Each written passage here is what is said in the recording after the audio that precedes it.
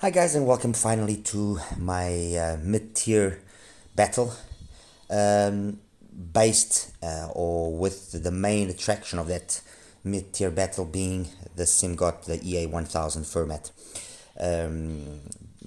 This has just recently been launched by SIMGOT. It's a IEM which follows the sequence of the EA500, the EA1000, and the EA2000, and valuable lessons were learned, I believe, from those three and the other IEMs in the range, but mainly from these three IEMs.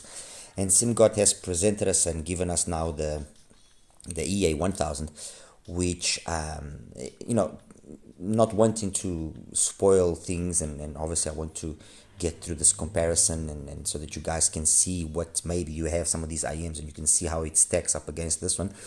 But this is the one that ticks the most right boxes. This review, some of you guys might know that I'm a professional bodybuilder. Some of the comparison that I'm going to make here is much like what happens in a bodybuilding competition. A number of criteria are taken into account: size, the symmetry, the flow of the physique, the overall conditioning, and very much that's what happens here. We have IEMs here which have a very good, they tick all those boxes, and the SIMGOT, the Fermat, is one of those. And then we have IEMs here which have lagging body parts. Some of them have an emphasized mids or stronger in the mids and in the highs and not so strong in the base. So there will be like a bodybuilder which is lacking a little bit development in the legs. Other IEMs, it's the complete opposite. They have a very good low end, but the top end is not as good. Other IEMs have just got, they've got most of the things right, but the conditioning isn't exactly right. There's IEMs here which fill that criteria. But overall, and the reality is this: every single one of these IEMs is a good IEM. It has got, and it will find people that will like it. There will people that obviously will disagree with what I will say, my musical taste or my musical tastes. But I think that the assessment that I've made here, and it took me quite a few days to actually put this together. I think the assessment was pretty fair, and I tried to, like I said, consider several factors: build quality, how is the overall stock sound, is the premise or the idea of that sound being obtained, has it got additional tuning methods, is it either by switches or by adjustable nozzles or by, like for example, the EN1000, the EA2000 had, which were these terminations of the plugs which basically changed the frequency response of the IEM. So a number of factors were considered and were taken into account. It wasn't easy because, like I said, these IEMs are all really good. It's not like they have major flaws, but ultimately there can only be one. There can only be one, which is the one that ticks the most right boxes and takes away the champion's title. I will give you my personal top 5 IEMs. Okay. That's it. Before I start, let me just quickly show you the box which the Fermat brings. It's a nice box, the usual classy, approach that SIMGOT has. You open up the box. Oops, sorry about that. You open up the box. You open this out like this, and bring several boxes inside. The IEMs came over here. Underneath that, let me just take some of these boxes out. Underneath that, we have one accessory box here which brings the adjustable nozzles and the cable. The other box, this one here, brings the paperwork, some of the paperwork at least, and brings the tips, which I am using the stock tips, mind you, by the way. And it brings as well extra O-rings in case you lose or you get damage some of them. All right. And then let me just get all of this out of the way so it doesn't bug us. And then the final box obviously brings the case which is the usual case that we find in SIMGOT with at this range, at this price. Okay, nice case, simple, pocketable to a certain extent. And let me just quickly show you here as well the stock cable. These are the nozzles. Okay, we brings 3 sets of nozzles, which basically will dictate how the post PIN gain section of the frequency response is done. I'm using the one with the red O-ring, which is the one that I personally prefer the most. These two here will either peak a little bit earlier, more like towards 2K instead of 2.5, and others will have a little bit more of a peaky presentation throughout the whole of the mids, upper mids, and treble. Overall, this is the nozzle that I preferred was the nozzle that I actually have on the EA1000. And the stock cable, it's not a bad cable. I mean, it's very much on the level of what the cable that already came present in the previous two, well, in the EN and on the EA1000 2000. So it's a nice cable. Nothing really offensive about it. I just ultimately prefer to change it out for another cable, which is actually an IVipQ cable, and it just matches the whole vibe of the Fermat really nicely. As for the Fermat, and going into just a few details here, not wanting to bore you guys, I think the main things here to take away is that it has a passive radiator like it was first used in the EA2000. So there's a passive radiator and a dynamic driver. Okay, the shell is an all metal shell, beautiful construction. I mean, the build quality on this is simply breathtaking. It's really well built. There's nothing wrong with the build quality on here. And then besides that 10mm dynamic drive and the passive radiator, they and obviously the replaceable nozzles like I've just mentioned, they've also got on the actual dynamic driver itself another feature, which is not only does it have what they call the SDPGD technology, which is a way that in which the purple gold diaphragm nanoparticles are deposited to form the diaphragm, and so that gives the diaphragm this purplish gold color. And it's not the color that they're after here, but it's after the way that diaphragm and the deposition of those nanoparticles is done. It makes the diaphragm extremely light but extremely rigid at the same time, which is something that we want. We want something which will be rigid and will not break up and create unnecessary resonances and peaks and so on, but also be strong enough to not break up when more is demanded out of the actual driver. And they also use the DMDC technology, which is a dual magnetic and dual chamber system to basically increase the flux density of the magnets and that extra control on the voice coil of the said diaphragm. So those are basically the features here of the Fermat. It's being sold for $219, so pretty I would say competitively priced when you consider the it's a single LED of this quality. Some of you might argue, oh, but $219 for just a single LED. Well, I mean, I've got here the Oriolos, that's $600. I've got the Hibilasia on top, which is almost $300. It's now a little bit cheaper, but usually that goes for like $289 if I'm not mistaken. So it's definitely not the most expensive, and the price is a competitive price. Okay, let me run through here what I have before I start then talking in more detail about the sound, and we can kind of get a better feel for where the Fermat sits. I've got on the top there the BQ EYZ, the Autumn, an older IEM.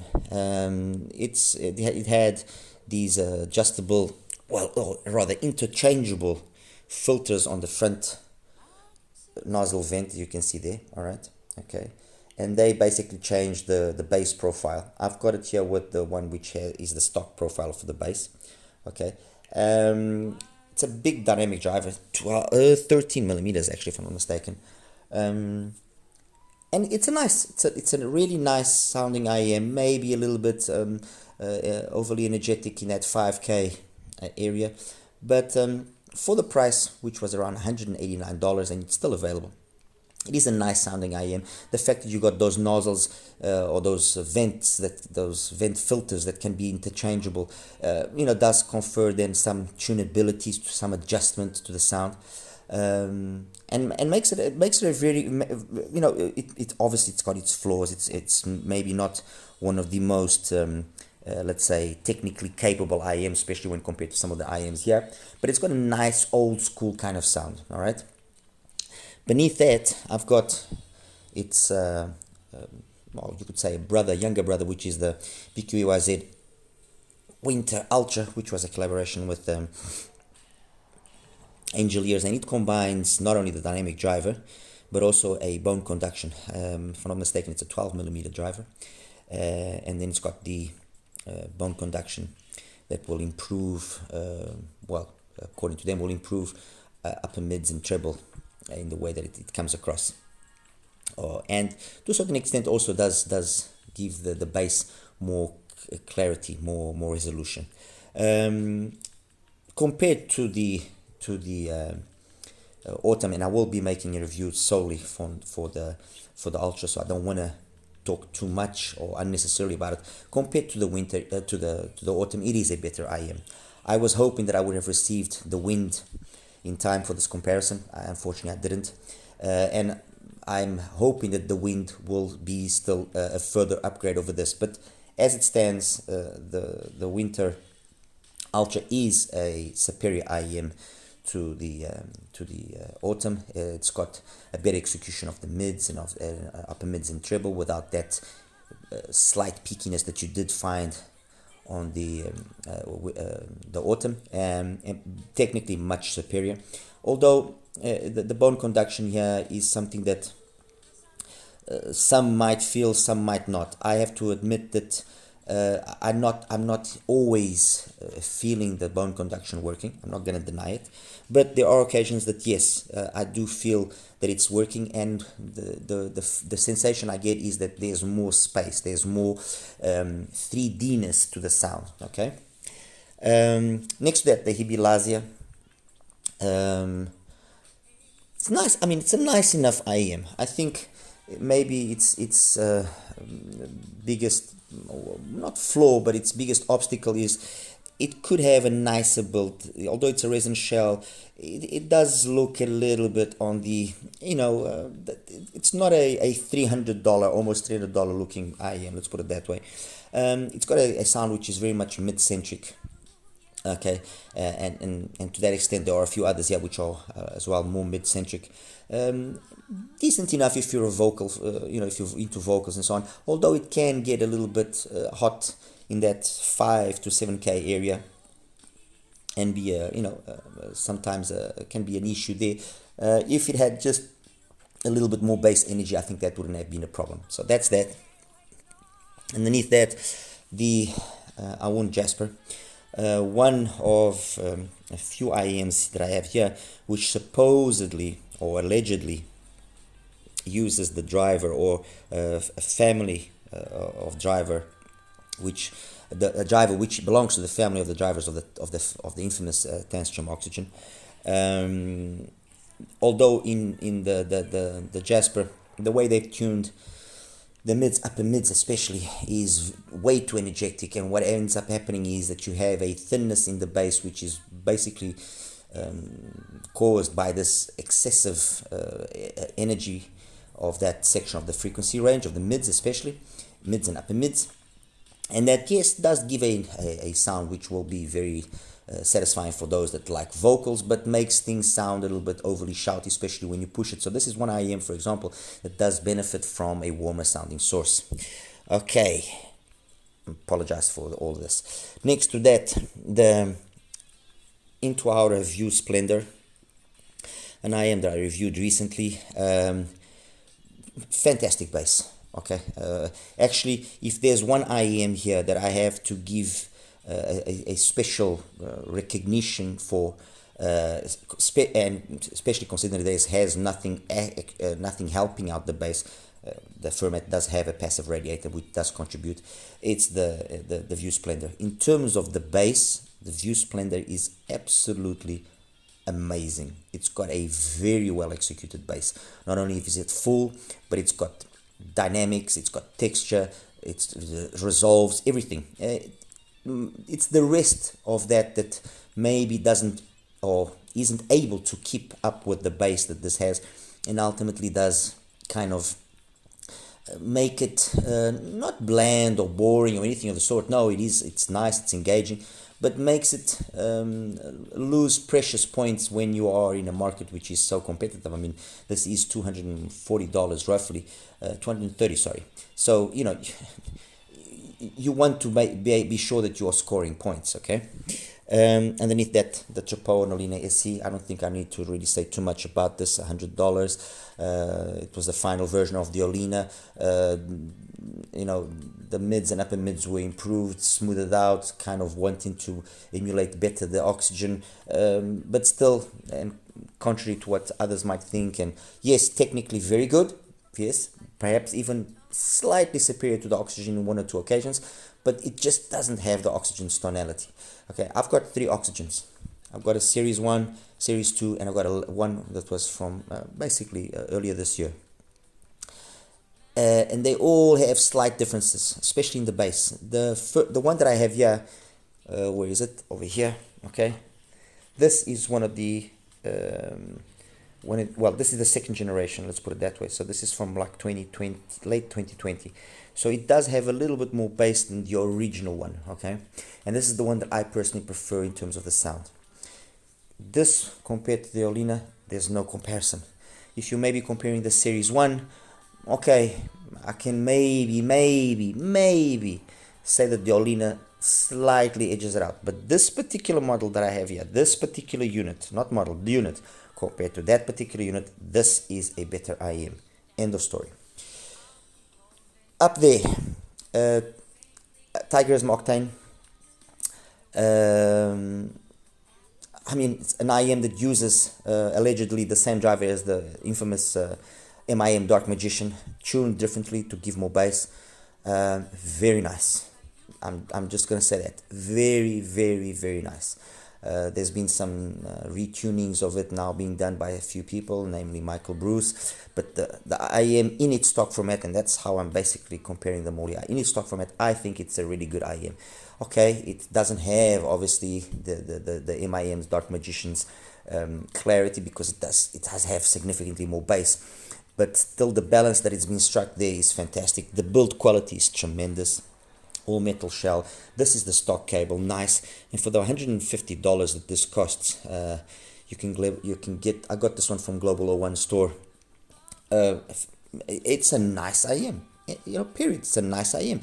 It might not be as detailed, for example, as the Olina SC in terms of its, you know, ability to have all this fantastic soundstage. But mind you, I've heard it from good sources that once it's slightly modified, it becomes an absolute beast, and even perhaps better than the MIM Dark Magician. Okay, so as it is stock format, amazing IEM. All right, underneath that, an IEM that really didn't get much attention, which was the Audio, the single dynamic, oh my god, what a blank now I had with regards to the name. Oh my. Elixir, that's it. Sorry guys, so many names, so many things. Very correct sounding IEM. It does nothing wrong, it does nothing exceptionally well, let's put it that way. Very correct sounding IEM.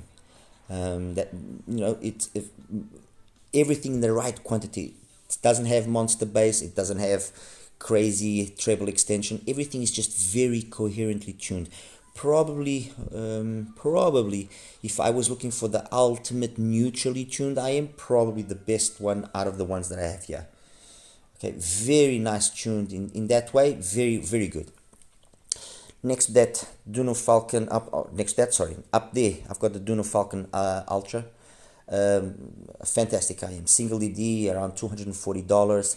Very good sound, interchangeable nozzles, very much kind of the Into Aura in terms of the bass, just a little bit less, but then it has the mids and the highs to keep up So one for me, one of the better single DDs, and one of the few DDs that I actually, when I reviewed it, said between that and the oxygen, I would have to think quite hard actually. It doesn't do certain things the oxygen does, but it does other things in a very engaging manner. Beneath that, the Moondrop Kato, again interchangeable nozzles, an IEM that some loved, some hated, some issues with the build quality for some people, but overall I have nothing to say. It's got the VDSF tune that Moondrop usually gives us. It just sounds very good. It just sounds really good. There's nothing wrong with it. I think it's a very solid upgrade over the KXSS, which it substitutes. Next to that, on the top corner there, let me actually get it here, the PENON Vortex single DD as well. Small kind of shell like the oxygen. One of my favorite IEMs in all of the IEMs that I've got here in front of me. It just sounds very, very good. I heard some rumors that some people said that there was some driver variances between units and so on. I can say that I've got this one. I had another person send me theirs to graph it, and both of the sets that I got, at least, are perfect. They graphed with basically no difference between channels, and they just sound very good. Very well executed bass, no bleed into the mids. Then the pinna gain is that slow, relaxed pinna gain. It just sounds nice. Okay, it's not an IEM that you have to pay special attention when it comes to, for example, sources, because it takes well to either a bright source or to a warm source. It just sounds very, very nice. Very nice.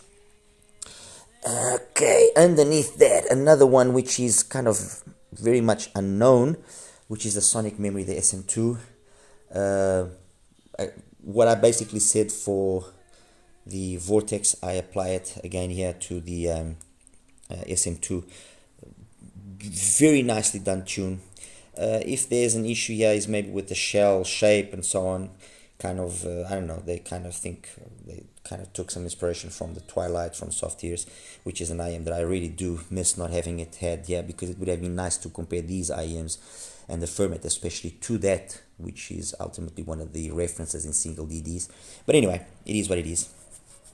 SM2, fantastic IEM as well, tuning which is very similar to the Vortex. Great bass. Everything is done in a very mature manner. They both got this and the Vortex have got a very similar sound. Everything is very nicely done. There's nothing exaggeration or anything of the sort. Okay.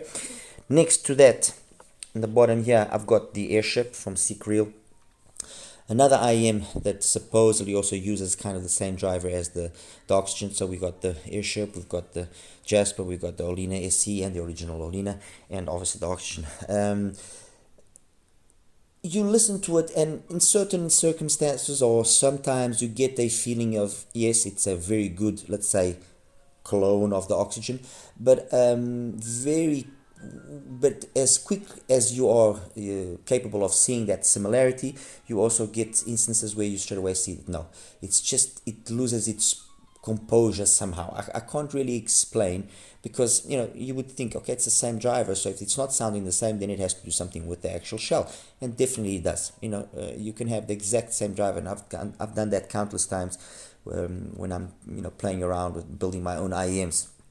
I take the same driver and I put it in 4 or 5 different shells, which are the shells which I usually like, and I will get completely different sounds. Completely different sounds, to the extent that sometimes not even using the same filter on the front bass, front vent, which is what controls the bass output, I might even get different bass quantities.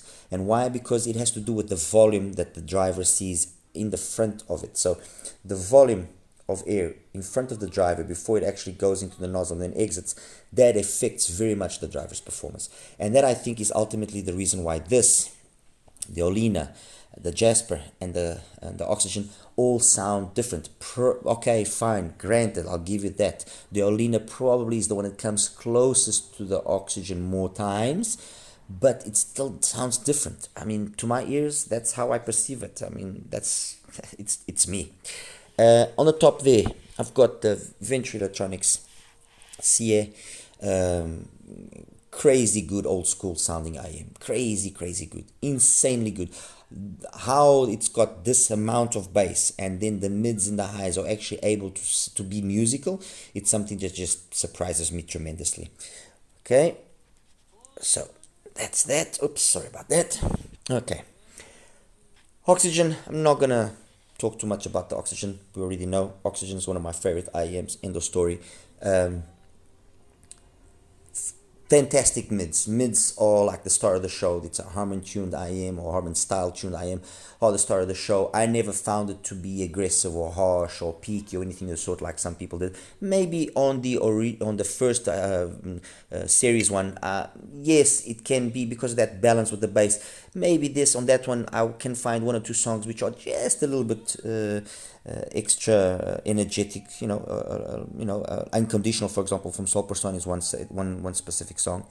But you listen to things like In a Sentimental Mood from Cecile Norbury and the Oxygen, and I'm sure you cannot just walk away and say, no, it doesn't do it well, because it does it fantastically. And the reality is, it's an IM that was in the market for a long time. That's a testament that it was properly tuned. Okay, Aureolus Isabelli, another one of my favorite single ED IEMs, $600. Old school. This. Let me put it to you. This sounds like valves. This sounds like I'm using vacuum tubes and an old school speaker, and that's how it sounds. It looks like I've got a nice vacuum tube amplifier from the 60s or the 70s or something of the sort. I don't know, quad or something along those lines, with some EL34s, and I'm listening to this through some Kef vintage speakers or that's how this sounds. It's got this very nice tonality. The thing that captivates you about Isabelli, I think, at least for me, is its tonality. It just sounds really good. Oof, wow. Anyway, finally, SIMGOTs, EA500, EN1000, EA2000, Fermat. Both of these two, the issue with them was that the upper mids and the transition to treble were done in a way too prominent manner as compared to the rest of the frequency range. And what that meant was that it was detailed at low volumes, but then it didn't scale as you would expect. Okay, this had a bass like the bass on the EA500, but for some reason, and this is something that I just cannot explain, and it has nothing to do with my unit, because I've actually got two units and I've measured them both, and they both measured the same. I never found the EA500 to be bass shy, like some people say. Never. And although it graphs the same way in terms of the bass to the EN1000, the bass here just sounds more. It's there. Okay, so it's got better bass than the EN1000, a much better execution of the mids and the upper mids and treble than the EN1000. So it was an IEM that, however much it pains me to say this, it was better than the EN1000. Period. In stock format, it's better. Red with the using the filter with the red gourmet on the amazing IM. If like some did, you modify this and you just had to do a very simple mod. I can tell you what the mod is. It's a very simple mod. You put a BQ-EYZ filters, or if you can't get hold of the BQ-EYZ filters for tuning, just get hold of the normal filters that you can get from NSC or Audio Store or any other store on AliExpress. You get a 300 grade, okay, and you put a 300 grade filter on the front nozzle, okay, on the front vent, and then on the nozzle itself, you take one of those filters, the red or the black, which one you want, and you put a tenstum oxygen filter, and this thing just becomes surreal. It goes from being really good to becoming surreal. Okay, that's the truth. It's absolutely, I mean, you have to try this mod. Okay, now stock format, which is again what I said, how I've compared all this. Stock format, I think the EA500 is absolutely perfect. It's the IEM, when I reviewed it, I said it was the IEM that came closest to the Oxygen. It came closer to the Oxygen than the Olina, and the Olina supposedly used the same driver and everything. This gave me way more vibes of an Oxygen than the Olina ever gave me. and the Olina was good. It was good, but this had the same kind of that matching of the bass into the mids, into the highs, the cleanliness, even cleaner than the oxygen, even more detailed than the oxygen in certain instances. There were instances here on the A500 that it's more sparkly than the oxygen in a good way. It's got more detail, more twinklies and sparkly. Technically as well, there are instances where it's better than the oxygen.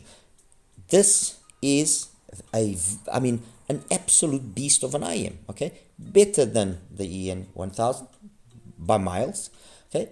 And compared to the EA2000, it ultimately would be better, even for those that would say, oh, but the mids and the upper mids can be a little bit too much. It still is better because although that has got the passive radiator like on the Fermat, it just wasn't, there was something lacking there. Okay, there was just something that was just lacking on the EA2000, that magic was there present on the 500 and not there on the 2000. That was it.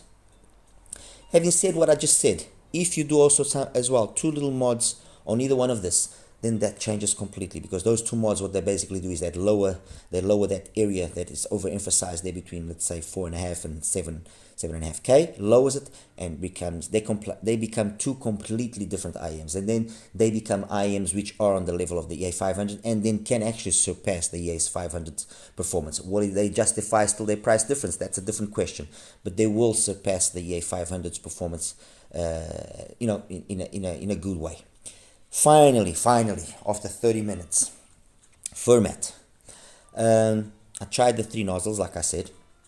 I gave it a good listen with all the 3 nozzles. For me, red nozzle, unquestionably. I'm using the stock tips because they just worked the best as well. Bass is the bass that we found on the EA2000, in essence. It's got that rumbly feeling, but it's got that clean impact as well at the same time. Bar the Into Aura Splendor, which just is got this, it's the bass there isn't better than here, mind you, it isn't. In terms of pure quality of bass, this is a better quality of bass than that. But there's just something about the Into Aura's bass, and I don't know if it's maybe the way that then it interacts with the rest of the frequency range. The bass there has just got this very, I'm going to make another analogy, this kind of big cubic inches, okay?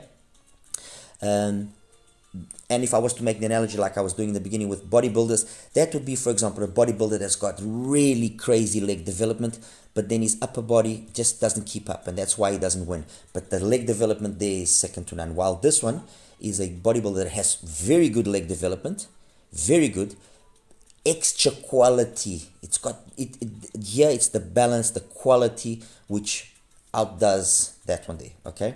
Mids, for me, perfect. The mids here and the upper mids and the treble are on the style of the EA500, which I like. I really enjoy. I've heard some reviews where people have mentioned that the upper mids and treble can be a little bit overly intensive. I didn't find that. With my ears, my music, I didn't find that. I mean, let me give you here an example. The Lady Is Not Amused from Jeff Cascaro. It's got the right intensity. It doesn't do anything, it does everything, just keeps its balance. La Belle Dans Sans Remorse, for example, from Chris Botti, 1 minute 20 to 1 minute 35. The sax sounds perfect. It doesn't kind of want to bite you like it does on 1 or 2 of these IEMs here. So nothing wrong with the mids in my opinion. Male and female vocals are perfectly executed, again, in my opinion. It's done just the right way. Maybe on 1 or 2 occasions the female vocals just a little bit too colored, okay? Just a little bit too colored, okay? Timbre and tonality, spot on. Again, maybe in 1 or 2 occasions the plucks of the guitar or the way that the trumpets and the saxes, some wind instruments come across just a little bit colored, but in a nice manner. In a very nice manner. Treble extension, top marks. Nothing to say about the treble extension. It's got all the twinklies and sparkles that you want and you would desire. Technically, soundstage, it's wide, it's tall, it's deep. So very good soundstage. I never found that the soundstage was in any way lacking. If anything, maybe because of the way that the upper mid sometimes come across, the stage can sound a little bit fake, but that's about it. And that's me really now trying to nitpick and trying to fault it, because the truth is this, everything that I listen to just comes across beautifully with the sense of space that it has to have. In a sentimental mood from Cecile Norbury, for example, you feel that you are there. That's it. You really truly feel that you are there. This is a live version that I'm talking about. House of Groove from Eugene Groove, fantastic as well. The Comfort Zone, the live version from Larry Carlton, honestly, it brings, you feel that bass thump, that reverberation, you feel it, the passive radiator there doing its thing. And then the whole atmosphere, you feel like you are there, period. It just does that very well. So, technically, soundstage, perfect. Imaging, spot on as well. Detailed retrieval, spot on. Resolution, spot on. So technically, it ticks all the boxes, okay? It ticks all the boxes when it comes to how male and female vocals and instruments are portrayed and they come across. It ticks all the right boxes as well in bass performance. Texture, speed, doesn't get confused, doesn't get, doesn't get, I'm forgetting the word now, it doesn't get muffled or anything, it can resolve the complex passages of bass, not a problem there. Like I said, maybe on some occasions, and I'm saying maybe because maybe some of you might not hear this, I found that some songs just came across a little bit fake, a little bit colored. But, guys, this is me really trying to fault it now. Because, like I said, I spent hours and hours just going through Mexican Margarita from Jacob Gurevich. You got to listen to it. Long Growth from Steve Oliver. You have to listen. I'll post this particular playlist when I, upload this video, so you guys can actually go through the playlist and see what I used to listen. And I'm sure that if you actually take these songs, you will probably agree with the majority of what I'm saying about any of these IEMs, and especially about the Fermat. Obviously, like I said, this is what I listen to. If you listen to something else different, I can't really say. If you're listening to a library which is maybe more rock dominant, maybe you'll find one or two faults. I'm not going to deny it. There are probably IEMs here that in terms of rock will do better than this. But overall, in terms of genre versatility, I didn't find anything that I can say that, no, it had trouble with it. No. While there are IEMs here that obviously will have trouble, like I just mentioned, that Jasper will have trouble with certain genres. The Lazia, the same situation. There's nothing. So it's versatile in terms of its genres, what it can do, what it can play. Technically, it's capable, especially for the price. Very capable. Okay. Sound and how it's musical, it's engaging, it's satisfying. If I put, like, let's say Riviera, which is a more of an EDM style song, it does it beautifully. If I put some Black Coffee, it does it beautifully. So it's got the right amount of energy to make things sound good. From Dusk to Dawn from George Duke, which is a song that you guys know that follow me, know that I like using the song to see the quality of the bass drums. Tremendous. You feel that passive radiator there gives you that real presence of the drums, skin being hit and stretched and thumping. You feel it on the Fermat. It just does it flawlessly. Okay. Just now a quick comparison then with all of these IEMs after what I've said here. Like I said, every single one of these IEMs here has its qualities. There's no real major flaws. They all will have the right person that will adore it and love it and cherish it and think it's the best thing under the sun, and that's it. Okay. I'm not here to bring down any IEM or say, oh, this or that. I'm trying to just show you guys what I prefer, what I would choose, and hopefully what I listen to is, conducive with what some of you guys might hear, maybe that will help you also decide. Compared to the Autumn, there's no comparison. It's that's a nice sounding IEM. This is a fantastic sounding IEM. The differences here are so big that it's even hard for me to make a comparison. Okay, the Lazia, the same situation. I mean, again, the differences are monumental. There's really no instance where the Lazia or the Winter I can say, okay, no, they actually kept up here with the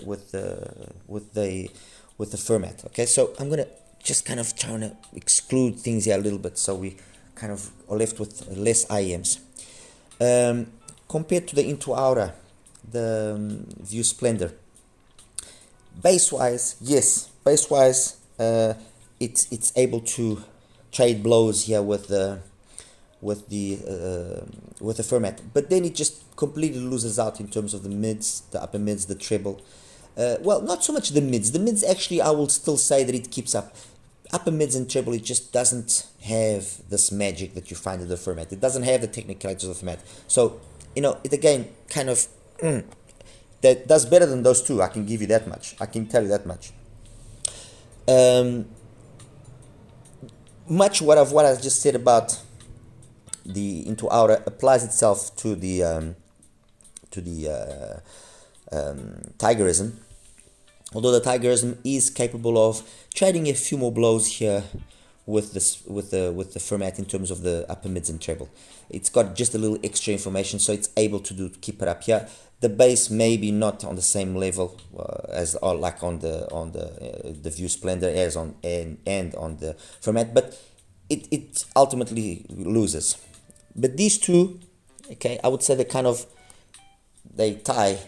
and they do much better than those two for sure. Let me just now go here. Compared to the Jasper, again, a complete massacre.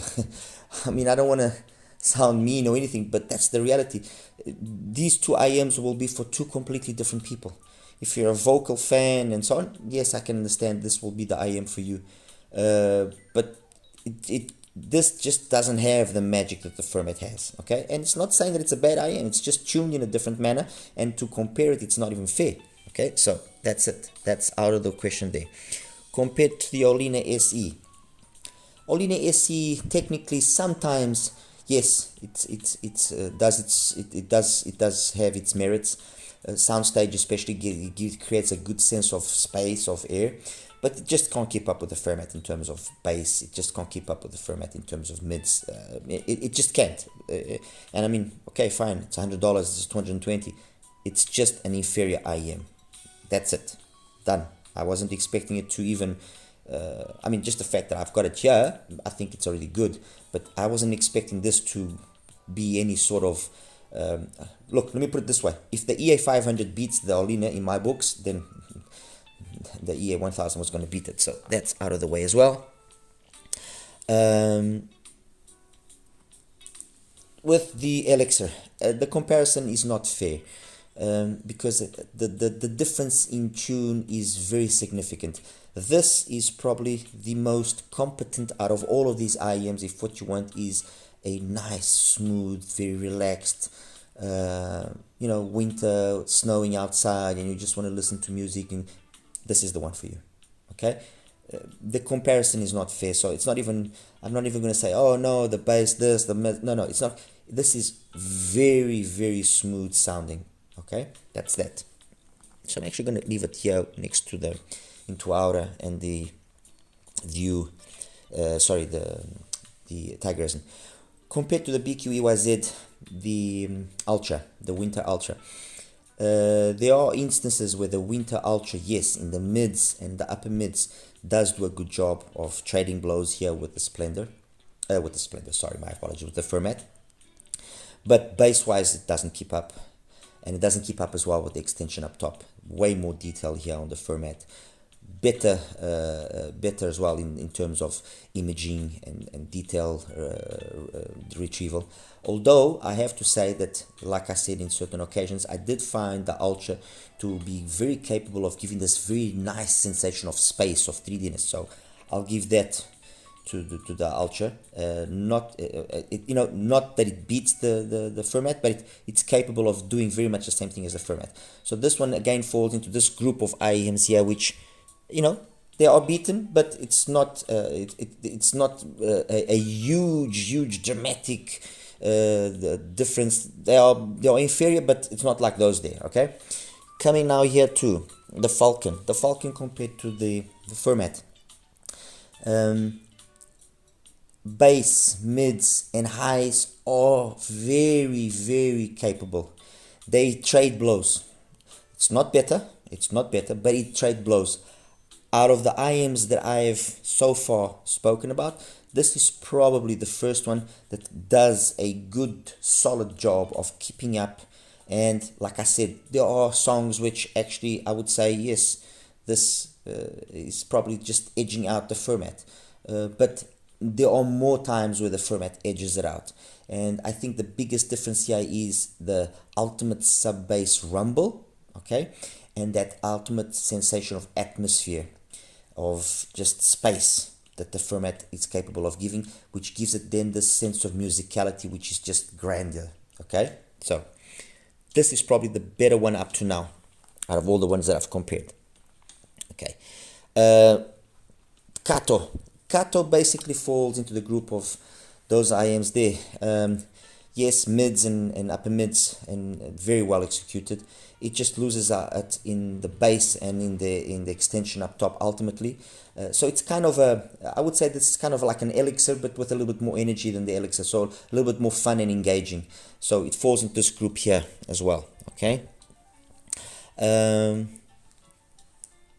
The EN1000, it's no comparison. It's just an inferior IEM, so that's going to be easy to just put out of the way.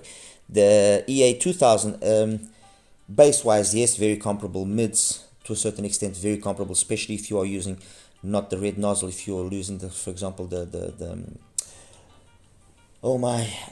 if you are using the gold nozzle, yes, if you're using the gold nozzles, you will see that the sound is there's similarities here of the sound.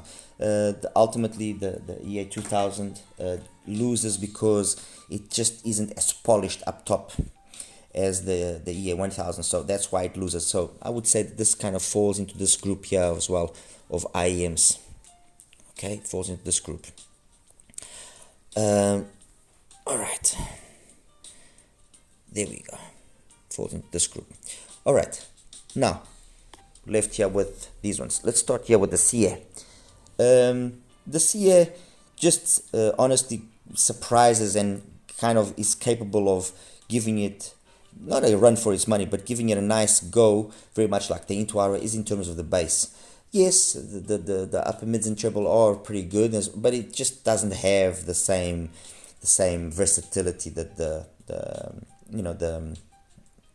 Fermat has. So ultimately it just loses out because of that. But having said this, I mean, of the cheaper IEMs that well, this one and the Olina is two of the cheaper ones. I mean, this does better than, it fares better than the Olina, so it stays in this group here as well. Okay, this one's all right. Now let's go here to the Airship. The Airship is very much the same kind of situation as the Elixir and as the Kato, just it's got more energy, and that's why it then just loses out in its musicality. It's just not as musical as what the Fermat is capable of being. So again, it falls into this group here of the middle ones, let's put it that way. Okay, and then we're left here with now these. So we got the Falcon, we're left here with these 4-5 compared to the Sonic Memories. The Sonic Memories and the Vortex, I'm basically will speak about these two. They just don't have the same kind of bass that the Fermat has. That's the reality. That price is about the same, $220, same thing as here. You know, they are differently tuned, and so it makes it a little bit more difficult to say, oh, this is better, that's worse. Ultimately, it's just a question of more boxes being ticked here as compared to that. And not wanting to jump around or jump ahead too much, sorry, I want to say that those two are part of my top 5 IEMs. Okay, so this one is slightly better than those two, but those two are top of part of my top 5 IEMs. So that says a lot for either one of them. Okay, mids and upper mids and extension to a certain extent there, I think are very much comparable to the Fermat, although maybe in the ultimate treble, maybe just a little bit less twinkly and sparkly, and then again as well in the bass, less that guttural feeling. Although the ultimate quality is very much there. It just doesn't have the quantity. Okay, so that's that. The oxygen now. So we've got the Falcon, those two, oxygen. We got the EA500 and we have the Isabellai. The Isabellai, obviously the price is not even a fair comparison. So I'm not gonna compare it, because if I'm going to compare in terms of price performance, then the Fermat is it's better, period. If I'm looking for a more old school kind of sound, this is the option. If I want a more technically more modern sounding IEM, the Fermat. Okay, so this will be more for vintage type of sound, that will be for a more modern type of sound. They both are very good. The difference here and the deciding factor will be obviously price and what is ultimately the style of music that you predominantly use. So there's no real loser here. They're just different. So again, into that group. Oxygen and EA500. I'm going to put these two together for the simple fact that, like I mentioned, they kind of have a very similar DNA. One is $70 odd, the other one was 270 roughly. So if I go according to the price, this is the one that makes the most sense, because not only is it cheaper than the Oxygen, yes, it's twice the price of the EA500, but it's capable of giving you what the EA500 gives, plus a significantly better bass, more quantity, more energy, more quality. You know, that's just the gist of it. Compared the Oxygen compared to the to the Fermat, mids and upper mids, yes, they can keep up and, you know, trade blows, definitely on the same level. I'm not going to say they aren't. They are. I mean, actually, the mids here on the EA500 as well, very much on the same level as they. The distinguishing thing here between them is, besides the price which I mentioned, is the musicality that you obtain because of the balance of the frequencies. Okay, like I said, I personally didn't find that, but some people found this to be a little bit overly bright and didn't have enough bass. Others, some also, depending on the series of the Oxygen, also said that the Oxygen can be a little bit too mid-centric and a little bit lacking on the bass. If I am focusing solely on the mids, they are all very comparable, and that is saying a lot for that one day. Okay, they are all very comparable. It's then just the musicality, that the conjunction of the three frequency bands, the main three frequency bands has, that makes the Fermat come out on top. Because the Fermat has got just that little extra bass which is lacking here and here, to just maybe counteract that